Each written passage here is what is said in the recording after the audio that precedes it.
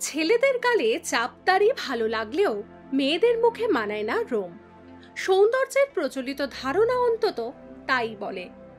ত্বকের সৌন্দর্যে বাধা হয়ে দাঁড়ায় গাল থুতনির অবাঞ্ছিত রোম। কিন্তু কেন কিছু কিছু মহিলার ত্বকে ঘন রোম থাকে? মেয়েদের ত্বকে রোমের পরিমাণ বেড়ে যাওয়ার প্রধান কারণ হলো হরমোনাল ইমব্যালেন্স।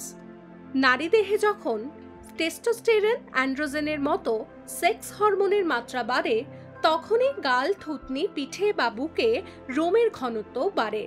আবার অনেক ক্ষেত্রে ইনসুলিন রেজিস্ট্যান্স তৈরি হলেও এই সব সমস্যা দেখা দেয়।